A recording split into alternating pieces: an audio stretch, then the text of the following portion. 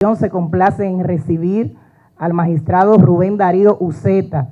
Él es juez de la ejecución de la pena del Distrito Judicial de Santiago de los Caballeros. Él estará dictando la charla Retos de la jurisdicción del juez de la ejecución de la pena en la República Dominicana. Vamos a darle un aplauso y a continuación a saludar a nuestras autoridades que encabezan esta capacitación que, como ya sabemos, es tradición en el Defensor del Pueblo. Con este ciclo de charlas, pues conmemoramos también el mes de la patria. Decirles que nuestras autoridades están encabezadas por la titular, la doctora Zoila Martínez Guante, por la primera adjunta, la licenciada María Ramos, y por la segunda adjunta, la licenciada María Batista. Vamos a compartir qué ha sido del accionar del magistrado que hoy nos distingue con su presencia, el doctor Rubén Darío Cruz Uceta. Él es oriundo de Dajabón, aunque me decía hace un momentito que ya él es el caballero número 31 de Santiago de los Caballeros, donde además de ser juez de la ejecución de la pena, fue juez de paz y también fue juez especial de tránsito. Actualmente también se desempeña como maestro en diversas áreas y ramas del derecho, entre ellas el derecho penal, el derecho procesal penal, penitenciario, criminología y criminalística en la Universidad Abierta para Adultos. Bueno, pues el escenario está presto para recibirle en nombre de todas nuestras autoridades, directores, encargados, personal en general, así como los amigos y las amigas de la prensa. Vamos a recibir al magistrado con retos de la jurisdicción del juez de la ejecución de la pena. Bueno, la verdad que el placer es mío de venir acá y poder compartir con ustedes primero algunas nociones sobre el juez de ejecución de la pena, luego más o menos enfocar cuáles son, desde nuestro punto de vista, los retos que tenemos, lo que ha sido la historia hasta ahora en estos 13 años que ya va a cumplir el juez de ejecución de la pena en el país. Y antes que dar una charla, Máximo me dijo que era un conversatorio, entonces yo vine preparado para conversar con ustedes. O sea que vamos a dar una especie de introducción general y luego podemos conversar de todos los temas que a ustedes les interesen en cuanto a la ejecución. Saludar aquí a las autoridades del Defensor del Pueblo, conozco a la doctora Martínez y a Máximo, que lo conocí ahora recientemente en un conversatorio que hubo similar a este en Finjus, y entonces un placer, de verdad. Bueno, pues miren, la ejecución de la pena tiene dos historias, la historia a nivel mundial y la historia a nivel local, a nivel del país. Rafael Báez, el juez de ejecución de la pena de la provincia de Santo Domingo, que ahora es juez de corte, escribió un libro muy importante y está ahí escrita lo que es la historia del juez de ejecución de la pena a nivel internacional. A mí me interesa más la historia a nivel nacional, porque es la que nosotros estamos pues tratando de superar con la implementación del juez aquí en el país. Bueno, el juez, esta figura ya existía hace muchos años en Alemania, en España, en Francia, en muchos países. Y en América, en Costa Rica fue uno de los primeros países en los cuales se instauró esta figura. En nuestro país se inicia con la Ley 7602, que es el Código Procesal Penal del año 2002, pero su accionar se inicia ya de manera efectiva en el año 2004, cuando el código se pone en funcionamiento en el país. Pero el juez de ejecución de la pena no fue de las figuras que se inició con el código en septiembre del 2004, sino que el juez de ejecución de la pena se instaura en el país en abril del año 2005. De manera que en este mes de abril, próximo por venir, pues vamos a cumplir 13 años de ejercicio. ¿Por qué la Suprema Corte de Justicia tuvo que apresurarse en designar a los jueces de ejecución de la pena? Bueno, lo que pasa es que el código pone en manos de esta figura judicial muchas funciones. La función básica es la garantía de los derechos fundamentales de los condenados y condenadas. Pero para de manera efectiva poder ejercer esos derechos o poder garantizar esos derechos, este juez tiene unas competencias muy importantes a nivel de lo que es la evaluación de los beneficios a los que puede acceder un privado de libertad o un condenado. Entonces, se dio en Santiago una dificultad con que un procesado solicitó a la Corte de Apelación la libertad condicional. y la Corte de Santiago se declaró incompetente para conocer la solicitud, dado que el Código implementaba la figura de juez de ejecución de la pena. Es ahí entonces que la Suprema, mediante una resolución administrativa, decide nombrar un juez de ejecución por departamento judicial, es decir, entonces 11 jueces a nivel nacional. De conformidad a la normativa que nos rige, nuestra función es garantizar los derechos fundamentales de condenados y condenadas, pero con la modificación del Código Procesal Penal por la Ley 1015, en el 10 de febrero de 2015, el artículo 74 fue modificado y ahora dice que el juez de ejecución tiene la obligación de garantizar los derechos fundamentales de los privados de libertad. Al decir privados de libertad, entonces interpretamos que también nosotros debemos velar por los derechos de las personas que están en prisión y no tienen condena aún porque son preventivos. Pero como son personas y tienen derecho a la alimentación, a la salud, a la educación, al buen trato, al respeto a su integridad física, etc.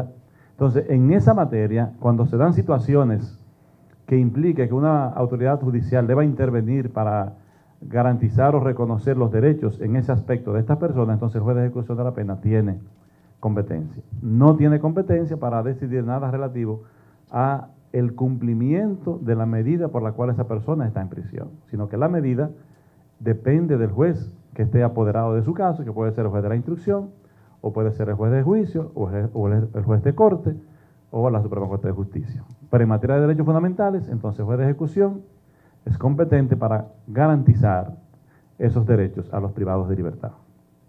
Bueno, en nuestro país, el sistema penitenciario está regido por la Ley 224 del año 1984. Ahora bien, en los aspectos en que esa ley ya tenga contradicción con el Código que instaura, en virtud del artículo 28, el principio de ejecución de la pena, la judicialización de la pena, cualquier medida de la Ley 224 que esté en contradicción con el Código, entonces se aplica el artículo 28 del Código, que es la judicialización. De ahí que el juez de ejecución tenga que intervenir en cualquier asunto que tenga que ver con ejecución de la pena. Entonces, de conformidad con la ley, en nuestro país, la pena se cumple de dos formas: la forma ordinaria y la forma extraordinaria.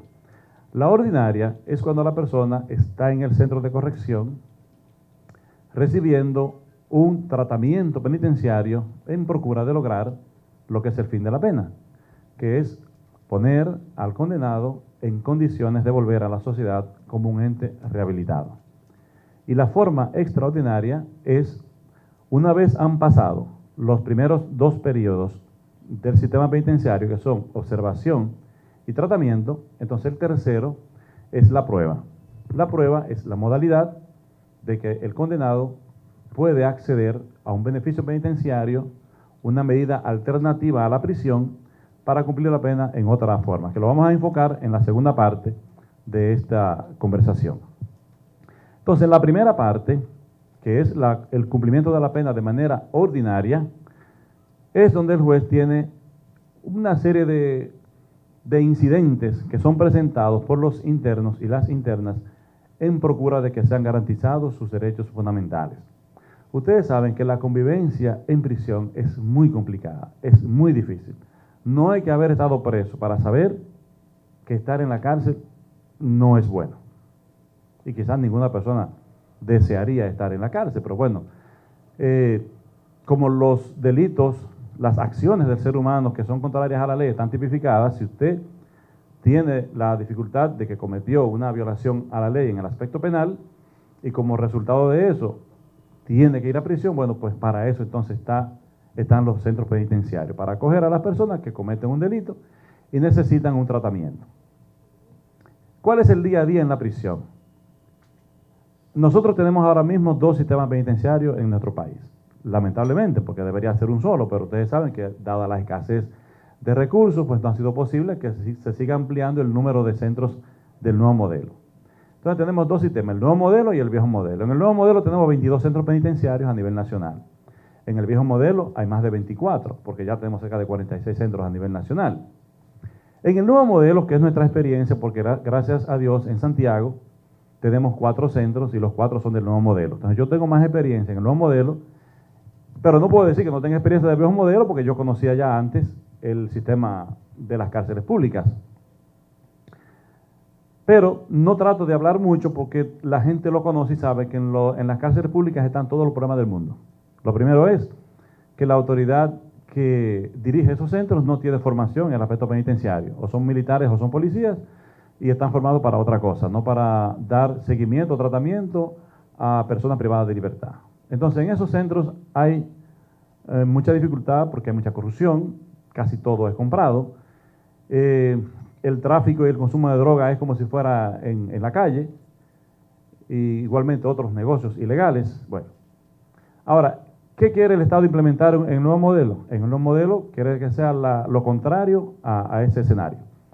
Entonces, el nuevo modelo se inicia en el año 2003 con la creación de la Escuela Nacional Penitenciaria y la apertura del primer centro penitenciario del país, que fue el Centro de Corrección y Rehabilitación San Felipe de Puerto Plata, en el año 2003.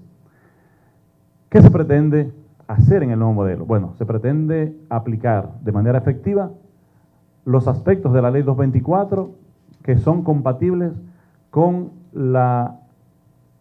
un buen trato a nivel de lo penitenciario, a nivel de los privados de libertad. Implica el respeto de los derechos fundamentales, la aplicación de un programa efectivo de tratamiento que pueda llevar a un cambio de conducta y la puesta en práctica de los beneficios que establece la misma Ley 224 como la Ley 164.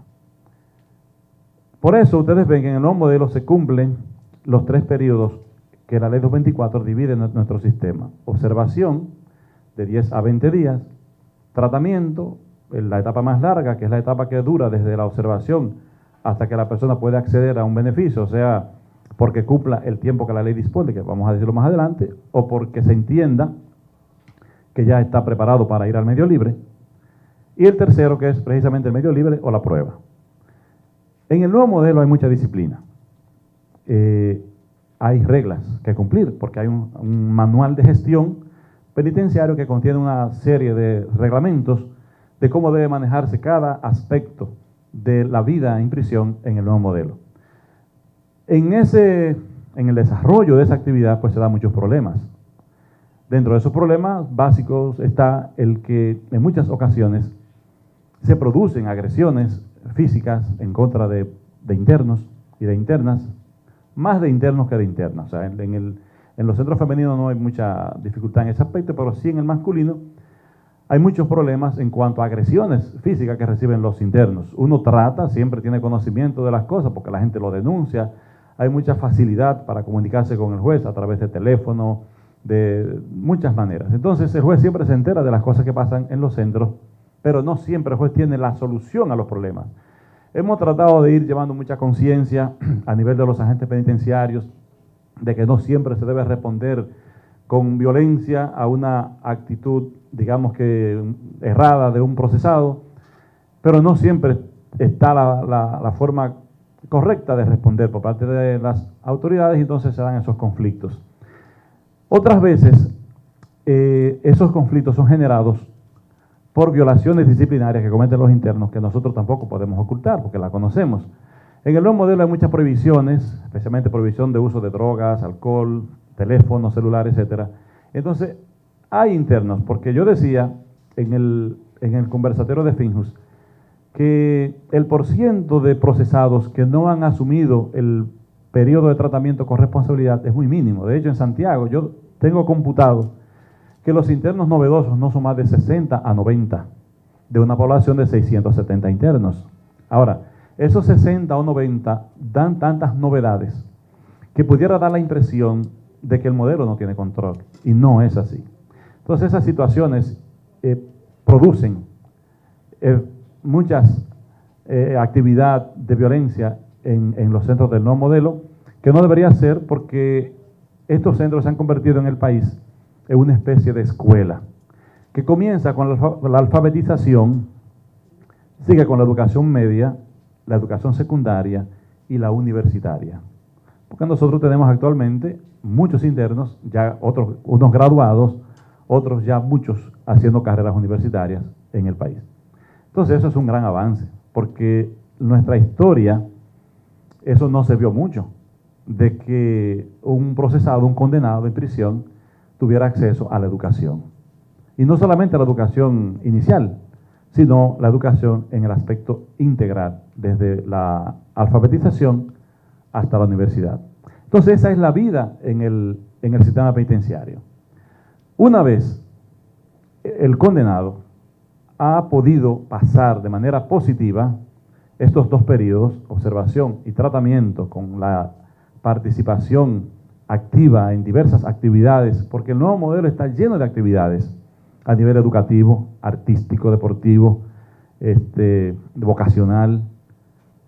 Entonces, cuando el interno ha participado y tiene un buen currículum a nivel de méritos obtenidos, y de acuerdo al plazo que la ley establece para cada beneficio, entonces va a pasar a la tercera fase del sistema penitenciario, que es la fase de prueba. En la fase de prueba, que es lo que se llama medio libre, que aunque medio libre se ha interpretado un programa del nuevo modelo que pone en funcionamiento uno de esos beneficios del medio libre, que es el permiso de salida, la gente ya le llama medio libre al permiso de salida, pero medio libre es todo incidente tendente a permitir a un condenado pasar a la fase de prueba o pasar al medio libre para demostrar que está cambiado. ¿Cuáles son esos incidentes que el interno puede acceder para participar del medio libre? Bueno, hay incidentes que están establecidos en la ley 224, otros en la ley 224, en la ley 164 y otros en el Código Procesal Penal. Vamos a comenzar con los del Código Procesal Penal, porque estos implican que no siempre la persona esté en prisión. El Código Procesal Penal tiene dos incidentes, que son la suspensión condicional del procedimiento, artículos 40 y 41, y la suspensión condicional de la pena, artículo 341. En la suspensión del procedimiento está establecido para casos en los cuales el procesado tenga la posibilidad de ser condenado a una pena menor de 5 años. Entonces, la suspensión de procedimiento se hace en la jurisdicción de instrucción e implica que para este interno, para este procesado, no habrá una prisión, no habrá una condena, sino que el proceso se va a suspender en la fase preliminar y se va a someter a un periodo de prueba que puede oscilar entre 1 y 4 años. El juez impondrá reglas de conducta que serán vigiladas en la fase de ejecución de la pena.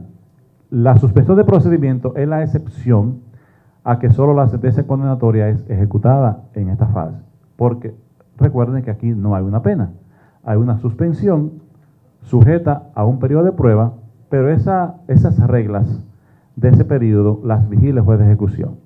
¿Qué es lo que el juez de ejecución hace? Bueno, normalmente a estas personas le ponen la obligación de presentarse periódicamente ante el tribunal para firmar un libro, registrarse en un libro, que estamos implementando en Santiago ahora un proyecto piloto de registro digital a través de las huellas digitales, la obligación de hacer trabajos comunitarios. Si el problema es de violencia de género, tienen la obligación de asistir a charlas de mejoramiento de conducta en el aspecto de la masculinidad y esas cosas. Entonces el juez se encarga de que en el periodo que se le imponga, de 1 a 4 años, ese procesado haga esas cosas. Al final, el juez va a rendir un informe al juez de la instrucción, que es el encargado de dictar el auto de extinción de la acción penal en el caso de que la persona cumpla bien su periodo de prueba. Si cumple mal, entonces el juez hará un informe negativo diciéndole al juez de instrucción y al Ministerio Público de que esa persona falló en la prueba. Entonces el proceso ellos van a valorar si se reinicia donde quedó, que era en la fase preliminar de la acusación. El otro incidente alternativo a la prisión es la suspensión condicional de la pena. Este puede ser que la persona ya esté en prisión en virtud de una prisión preventiva, o puede ser que esté en libertad, sea que la medida de coerción implique que puede quedar sin libertad. Una vez es juzgado en casos que la pena no pase de 5 años, y el juez puede suspender la totalidad o parte de la pena que va a imponer. Cuando se decide beneficiar al procesado con la suspensión condicional de la pena, entonces la sentencia pasa a la fase de ejecución y el juez hace exactamente lo mismo que hacía con el de la suspensión de procedimiento, con la diferencia de que ahora esta persona está condenado a una pena. Lo único que la pena está suspendida, sujeta a reglas de conducta. Vamos a suponer que se trata de una suspensión parcial, o sea, la persona va a cumplir un tiempo en prisión y un tiempo en suspensión de la pena. Entonces, la parte de la prisión, si no la ha cumplido, el juez va a emitir una orden de arresto para que la gente vaya a prisión y cumpla esa parte.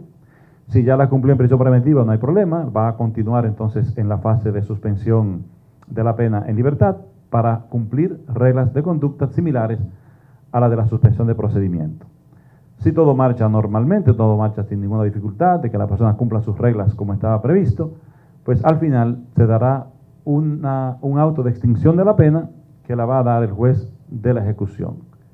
Recuerden que en la suspensión de procedimiento el auto de extinción lo da el juez de la instrucción, porque no ha habido condena. Bien, suponiendo que no se cumplió bien la suspensión de la pena y procede una revocación, entonces el juez de ejecución va, como tiene las herramientas para saber si la persona falló o no, o sea, como el juez vigila el cumplimiento, si el juez se entera de que ha habido una dificultad, sea que haya dejado de registrarse en el libro de control, de que no haya hecho trabajos comunitarios, de que se le puso una orden de protección a una víctima y la violó, etcétera, cualquier situación que implique una violación a las normas, entonces se puede dar la revocación de la suspensión de la pena y el ingreso de la persona en el centro para que cumpla la totalidad de la pena que se le suspendió.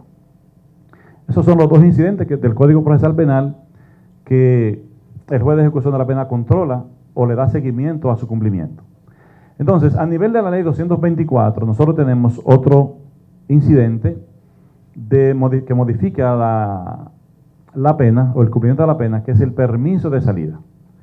El permiso de salida se ha hecho muy famoso a nivel de nuestro país en los últimos tiempos a raíz de que el modelo penitenciario ha asumido ese beneficio y le ha llamado medio libre. El permiso de salida está previsto en la ley 224 con la finalidad de que el interno que está próximo a obtener, sea la libertad condicional o la libertad definitiva, pueda ir al medio libre a hacer diversas actividades. ¿Para qué? Bueno, para que pueda ir fortaleciendo sus vínculos familiares, haciendo diligencias de obtener sus documentos personales, conseguir un trabajo, ir a la escuela o simplemente un permiso corto, familiar, para una diligencia familiar. Por eso nosotros hemos dividido los permisos de salida en tres formas: los laborales, los educativos y los familiares. Los laborales, que son los de mayor duración, se otorgan con la finalidad de que el procesado que tiene un tiempo de pena de acuerdo a lo que establece la ley, si la pena es menor de 5 años, el procesado debe haber cumplido 1/3 de la pena. Si es mayor de 5 años, debe haber cumplido 1/4 de la pena. Entonces esta persona tiene un informe de vida del centro productivo porque ha participado en todas las actividades de formación, la conducta es óptima y tiene un garante que se ha comprometido a darle un trabajo seguro por ciertos días de la semana. Puede ser 1, 2, 3, hasta 5 o 6 días de la semana. La experiencia actual es de que, por ejemplo, en Santiago tenemos personas trabajando 6 días a la semana, otros 5 días, otros 2 días, y así. Pero hay muchos internos participando de este beneficio que pienso yo que es de lo más importante ahora, porque si usted puede comenzar a observar la conducta del procesado previo a la libertad condicional, es un indicio de que en libertad condicional o definitiva la persona se va a portar bien y va a demostrar que ciertamente está rehabilitado. Otro permiso es el permiso educativo. Y es muy importante porque nosotros tenemos ya en Santiago un centro abierto, que es el Centro de Corrección y Rehabilitación del Licey al Medio, el CCR 22. En ese centro solo hay mujeres que ya están en la etapa de 1/3 o 1/4 de la pena y por tanto las actividades de formación que realizan las hacen fuera del centro. En las universidades, en las escuelas, en los ayuntamientos, en las iglesias, en diversas instituciones que dan servicio a ese centro penitenciario. También se da para internas o internos que, aún estando en el centro de corrección, tienen la facilidad de salir 1 o 2 días a la semana para ir a la universidad y estudiar su carrera universitaria. Y el tercero es el permiso familiar. El permiso familiar tiene 2 modalidades. Uno, que está en la ley 224, que es cuando un interno tiene la dificultad de que un familiar fallece o está muy enfermo. El modelo penitenciario, de acuerdo a la ley, está autorizado a llevar a ese interno por unas 2 o 3 horas para participar de esos actos que la familia está en la obligación de hacer. Pero hay otro permiso que da el juez de ejecución de la pena, que es cuando el interno o la interna tiene necesidad e interés en participar de una actividad familiar, sea por un cumpleaños de un hijo, su propio cumpleaños, una boda, algo que sea ciertamente importante y que pueda ayudar, porque todo es pensando en la rehabilitación del procesado. ¿Cuáles actividades pueden ayudarlo a rehabilitarse? Nosotros hemos entendido que sí, que la participación de la familia es fundamental en la formación y el tratamiento del interno. Por tanto, entendemos que esas actividades, como ahora, por ejemplo, como para las Navidades o para la fiesta de fin de año, se le da permiso a los internos que tienen la capacitación, que están preparados para eso y que de hecho ya uno tiene varios años conociendo su trayectoria a nivel del tratamiento y que en otras ocasiones han sido beneficiados. Lo estoy diciendo porque recientemente se hizo, usted sabe, hubo cierto escándalo a nivel local porque se criticaban los permisos que se dieron en San Cristóbal, pero también yo di bastantes permisos en Santiago y no hubo ningún escándalo en Santiago. Entiendo que no hay ninguna razón para un escándalo para eso, porque simplemente se hace lo que establece la ley y sobre todo cumpliendo muy estrictamente con el procedimiento que se establece, favoreciendo a los internos que están en ese programa, porque el programa de medio libre comienza desde dentro del centro. O sea, en el centro los internos comienzan con su tratamiento y con la participación en las actividades comunitarias que el mismo centro prepara. O sea, esto viene trabajándose ya con mucho tiempo de antelación y no hay nada de improvisación. Entonces, ya enfoqué los 3 permisos, ¿verdad?, de salida que puede acceder un procesado. El otro beneficio penitenciario, y quizás el más conocido a nivel nacional, es la libertad condicional. La libertad condicional tiene un tiempo de ejecución de la pena ordinaria más estricto que el permiso, porque aquí se exige, de acuerdo a la ley, que la persona haya cumplido la mitad de la pena. Una vez cumplida la mitad de la pena, está facultado para solicitar la libertad condicional. No significa que se le va a otorgar.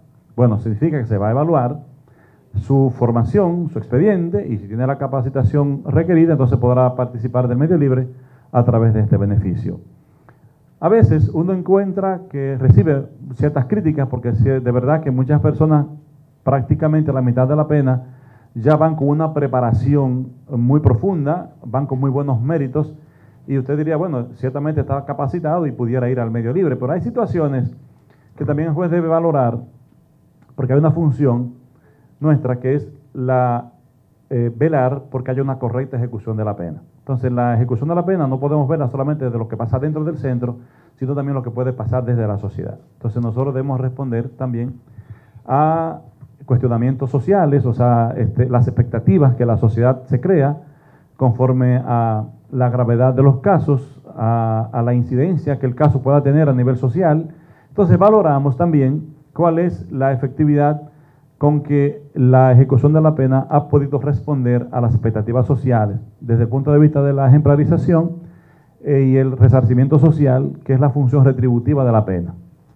O sea, nosotros no hemos descartado de plano que la pena tiene una función retributiva. Si bien la Constitución en el artículo 40.16 establece que el fin de la pena es la rehabilitación y la regeneración del procesado, eso debe estudiarse concomitantemente con la respuesta social que debe dar el cumplimiento de la pena a la población. O sea, porque cuando pasan casos graves que en nuestro país pasan a diario, la gente siempre dice, yo quiero justicia, la gente quiere sanciones, pero la sanción tiene sus efectos y tiene sus fines. Rehabilitar, regenerar, pero también dar una respuesta social para que la gente pueda ir entendiendo que la participación en actividades delictivas no es conveniente, no es bueno. No siempre nosotros logramos esa función de ejemplarización, porque si fuera así, aquí nadie cometiera delito. Con la tanta cantidad de pena que ustedes ven de 20 y 30 años, la experiencia debe ser tan importante que ya nadie debe cometer delitos. Sin embargo, ustedes ven que a diario se cometen actos muy graves que cuando sean juzgados, pues las penas serán también bastante largas. Lo que pasa es que en nuestro país nosotros hemos analizado que la actividad de prevención que estamos haciendo es muy mínima. Y entonces debe el Estado, además de que es efectivo en la persecución de los crímenes y delitos, en la sanción y en la formación del que ya está condenado, nosotros pensamos y abogamos porque también la prevención se enfoque como una actividad de Estado y que se trabaje de manera efectiva en ese aspecto. El quinto incidente, que no es un beneficio del medio libre, sino que es un reconocimiento a una necesidad, a una condición particular de un condenado, es la condición especial de ejecución de la pena. Es la posibilidad establecida en el artículo 342 y 443 del Código Procesal Penal de que un procesado que sea mayor de 70 años de edad o que tenga una dificultad en el aspecto de la salud pueda cumplir la pena en un lugar fuera de la prisión, que pudiera ser su casa, pudiera ser un centro de tratamiento o un centro para personas adultos mayores. Tiene que ser una Pero tampoco esto es automático. La gente critica muchas veces. No dependiente de la Procuraduría. Y dice, pero entonces la condición especial es para el que se está muriendo. Favorable para y nosotros le decimos, sí, que así un es. procesado pueda... Como está diseñado, el beneficio en el código es para una persona que de acuerdo a la enfermedad que tenga, pues no va a curarse, no se va a sanar. La enfermedad es terminal y puede ir a morir con dignidad a su casa. Pero también tenemos la facilidad de la interpretación para decir que cuando una persona tiene una dificultad de salud que pudiera mejorar con un tratamiento o con un procedimiento, por ejemplo, una cirugía, entonces estamos facultados para permitirle a ese procesado acceder a ese tratamiento, a esa cirugía, entonces recupera la salud y una vez en salud entonces pueda volver a la prisión. Lo de la edad también es discutible. El código ha previsto una edad máxima de 70 años para que la persona pueda ir a su casa. Ahora, recuerden que ahorita les dije que no todo era automático, sino que todo está sujeto a la valoración. ¿Qué hay que valorar en un adulto mayor de 70 años para decidir si pudiera ir o no